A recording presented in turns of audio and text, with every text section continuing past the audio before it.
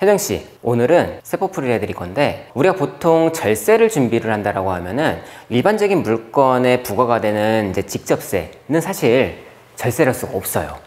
그러면은 2차적으로 부과가 되는 간접세라던가 사회보장보험료 4대 보험 같은 경우에는 이제 절세가 가능하거든요. 근데 지금 이제 제가 얘기해 드릴 내용은 이런 직접세와 간접세에 대한 절세 개념이 아니라, 우리가 어쨌든 일을 하면서 저축을 할 수 있잖아요. 그 저축을 하면서 우리가 직접적으로 준비할 수 있는 절세에 대한 풀이를 좀 해드린다고 생각하시면 될 것 같아요. 우리가 저축을 하면서 준비할 수 있는 절세는 첫 번째, 비과세가 있고요. 두 번째는 세액공제가 있다고 보시면 돼요. 비과세는 대다수의 사람들이 잘 모르세요. 그리고 지금 당장 내가 혜택을 받는 게 아니기 때문에 사실상 이거에 대한 중요성도 많이 모르세요. 연말정산용 세액공제들 많이들 하시거든요. 근데 제가 결론부터 얘기를 드릴게요. 대한민국에서는 세액공제 상품을 하시면 안 돼요. 여기서 오해를 하지 마셔야 되는 게, 세액공제가 절세가 아니다라는 게 아니에요. 절세가 맞음에도 불구하고 대한민국의 제도 때문에 세액공제를 하게 되면은 오히려 지금 내가 절세를 받아가지고 혜택을 받는 것 같아 보이지만, 나중에 시간이 지나서 나이 먹어서 은퇴한 이후에 전부 다 세금 건보료 폭탄이 터질 수가 있다라고 보시면 될 것 같아요. 그게 왜 그렇게 이제 흘러가는지 제가 그 부분에 대해서 조금 풀어서 설명드릴게요. 연말정산에 대한 플로어는 이렇게 되세요. 첫 번째, 총소득금액. 과거에는 여기에서 소득공제가 됐어요. 지금은 소득공제 없어요. 세액공제로 바뀌었는데, 과거에 소득공제일 때는 소득공제 상품은 괜찮았어요. 왜 괜찮았냐면은 총소득금액에서 소득공제를 빼고 나서 나오는 게 과세표준이에요.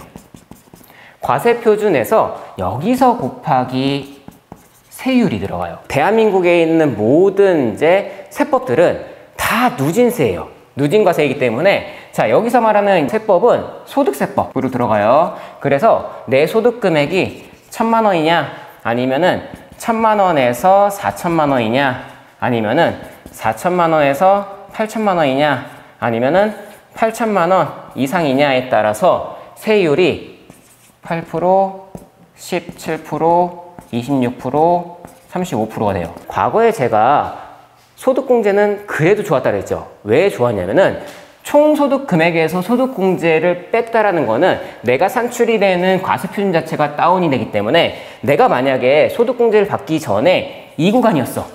근데 소득공제를 받아가지고 이 구간으로 올라온 거야.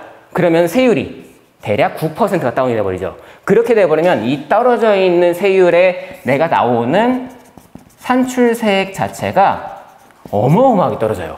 그렇기 때문에 과거의 소득공제 상품은 상당히 좋았지만, 세법이 매년 개정이 되면서 이제는 소득공제 상품은 없어요. 세액공제는 그럼 어디서 부과가 되냐면은, 자, 여기 산출세액 나온 거에서 빼기 세액공제가 들어가요. 그리고 나서 나오는 이제 내용이 결정세액인 거고요. 우리 월급 받으면은 매달 소득세 떼고 받죠. 그게 우리가 총 매달 납입을 하는 기납입세액이라고 해요. 기납입세액을 빼고 나서 그 다음에 이제 나오는 게 차감납부세액인 건데, 여기서 마이너스가 나오면은 우리가 연말정산 때 환급을 받는 거고요.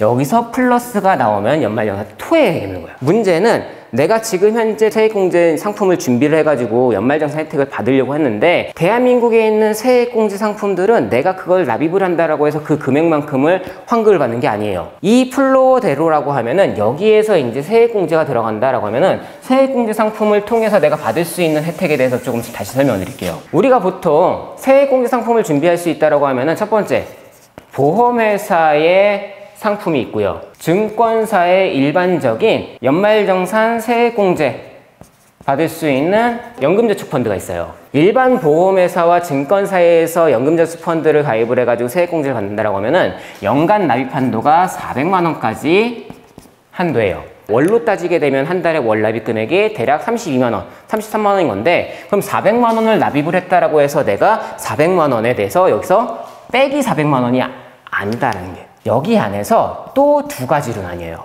내가 연소득이 4천만 원 미만이다 라고 하면은 16.5%, 400만 원의 16.5%를 세액공제가 들어가는 거고요. 내가 만약에 4천만 원 이상의 연봉자다 라고 하면은 13.2%의 세액공제율이 들어간다.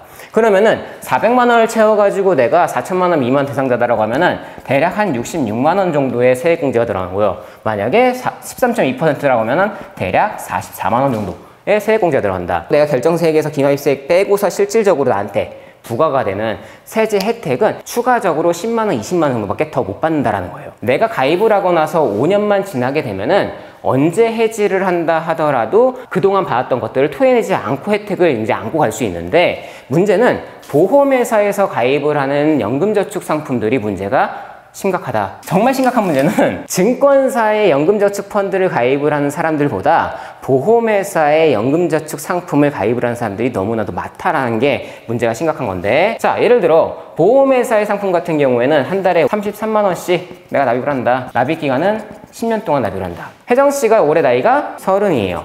그러면은 10년 동안 납입을 하게 되면은 매년 400만 원씩 세액공제를 받겠죠. 그리고 이 세액공제를 받은 걸 바탕으로 연말정산에 대한 혜택을 받겠죠. 그거를 10년 동안 받겠네요. 그러면은 40살에 총 납입한 금액은 1년에 400만 원씩 10년이니까 원금은 4,800만 원 정도가 되겠죠. 그리고 나서 10년 뒤에 납입이 끝났으니까 얘는 계속 이제 예치가 돼서 굴러갈 건데, 예치가 돼서 굴러간다고 해서 추가적으로 세액공제 혜택을 받나요? 안 받아요. 근데 40살 이후에는 일을 할까요, 안 할까요?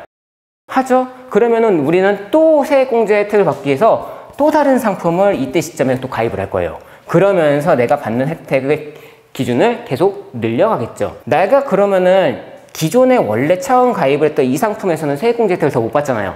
그리고 세액공제를 받기 위해서 새로운 상품을 가입을 했어요. 그럼 이 돈은 혜정씨 같은 경우는 어떻게 하고 싶겠어요? 보통 깨서 써요. 왜냐면은 우리 물가를 따라갈 수가 없는 금리형 상품이기 때문에 그래요. 그러면 자산 가치가 계속 떨어지겠죠. 그리고 항상 사람들은 뭔가 만기가 채워가지고 목돈이 생기면은 항상 쓸 일이 뭔가 발생을 해. 근데 문제는 깨서 쓰게 되면은 내가 10년 동안 받았던 세액공제 혜택을 다 토해내야 돼요. 그럼 의미가 없죠. 그러면은 이거 안 토해내야 되면 어떻게 해야 돼요? 라고 하면은 가장 빠른 나이가 55세예요. 그럼 55세까지 이거를 예치를 하게 되면은 4,800만 원에 플러스 알파의 이자가 발생을 하죠. 그럼 이때 깨면 되나요? 하면 그때도 안 돼요.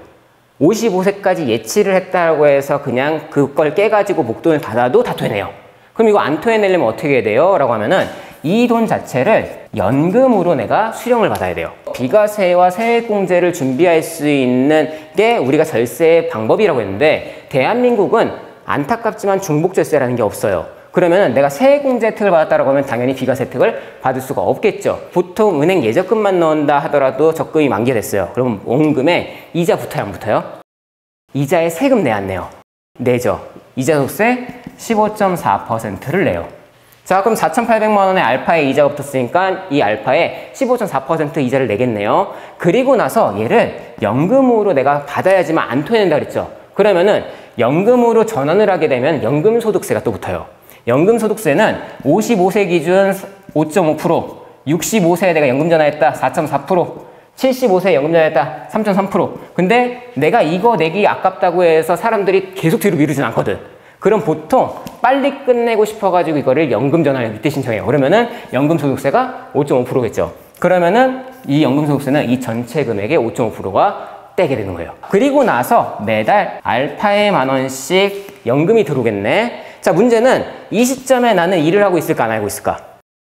하고 있거나 혹은 은퇴라는 개념이 발생을 하겠죠. 대한민국은 죽을 때까지 납입을 해야 되는 게 세금 그리고 건보료예요. 우리가 지금 직장인 기준에서는 4대 보험을 내고 있잖아요. 4대 보험은 국민연금, 건강보험, 고용보험, 산재보험 이 4가지인데, 은퇴를 한 이후에는 국민연금, 고용보험, 산재보험은 납입을 하지 않고 건강보험만 우리가 죽을 때까지 납입을 하죠. 그러면은 지금 현재 내가 직장인 기준일 때는 세금과 4대 보험의 산출 기준은 내가 현재 받고 있는 연봉의 기준이지만, 은퇴를 하고 나서 세금의 산출 기준은 내가 가지고 있는 재산과 소득으로 잡혀버리게 돼요. 그러면은 우리 다 세금 냈죠.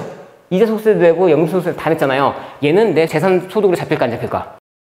잡혀요. 재산과 소득으로 잡히는 게 어떻게 돼요? 라고 하면은 그냥 내가 무언가를 했는데 다 세금을 내. 그럼 다 재산 소득으로 잡히는 거야. 그러면은 여기는 당연히 중복절세가 아니니까 세금이 부과가 돼 버리죠. 그러면은 당연히 얘는 내 소득을 잡혀버리기 때문에 얼마 되지도 않는 얘 때문에 내 소득이 잡혀버려서 건보료가 올라가 버려요. 근데 한번 올라간 건보료는 언제까지 납입을 해요? 올라간 채로? 죽을 때까지. 10년 동안 받은 이 혜택과 세금 뗄 거 다 떼고 얘 때문에 올라가게 될 건보료 평생 납입할 금액과 뭐가 더 큰 것 같아요? 당연히 얘가 훨씬 더 크겠죠. 절세가 아닌 건 아니에요. 대한민국은 건보료라는 제도 때문에 얘는 오히려 조삼모사의 상품이 돼버린 거다. 저는 그래서 대한민국에선 비과세를 준비하셔야 된다라고 얘기를 하는데, 그럼 대한민국보다 훨씬 선진국들은, 미국은 비과세가 있어요? 없어요. 전 세계 OECD 국가 중에 비과세가 있는 국가는 대한민국밖에 없어요. 3년 전인가 대만인가 홍콩에 있었는데 거기도 이제 폐지를 해줬어요. 그 소리 뭐예요? 비과세라는 이제 절세는 못 사는 국가에서 서민들한테 혜택을 주기 위해서 만들어 놓은 세법인 건데, 대한민국은 30년 만에 어마어마하게 급성장을 해버려서 아이러니하게도 경제 선진국이 됐음에도 불구하고 아직까지 비과세라는 후진국의 세법이 남아있는 전 세계에서 유일한 국가다라고 보시면 될 것 같아요. 그러면은 지금보다 훨씬 선진국인 미국이라던가 유럽 같은 경우에는 당연히 비과세가 없을 거고, 그 국가에서 사는 사람들이 절세를 준비할 수 있는 방법은 유일하게 이 세액공제밖에 없겠죠. 미국 같은 경우에는 의료가 전부 다 민영화가 돼 있기 때문에 병원에서 부르는 치료비가 그냥 부르는 게 값이에요. 그러면은 당연히 이 세액공제를 받는다고 해서 소득을 잡혀가지고 건보료 폭탄이 미국 같은 경우에 없기 때문에 미국에서는 이 절세 방법이 맞는 게 맞겠죠. 그러면 대한민국은 건보료라는 제도 때문에 얘가 맞지 않는 세법이다. 오히려 건보료를 피할 수 있는 비과세를 준비하는 게 훨씬 더 효율적인 거다라고 얘기를 드린 거예요. 대표적으로 세액공제에 대한 이제 연말정산의 흐름과 소득공제와 세액공제의 차이, 그리고 세액공제를 통해서 내가 받을 수 있는 혜택의 차이. 근데 세액공제를 준비할 수 있는 저축상품들을 바탕으로 내가 이런 것들을 준비해가지고 지금 당장의 혜택을 받을 수 있지만 당연히 시간이 지나서는 터질 수밖에 없는 내용들을 이제 얘기를 드렸는데, 그럼 지금부터는 제가 비과세에 대해서 좀 다시 디테일하게 좀 설명을 드려볼게요.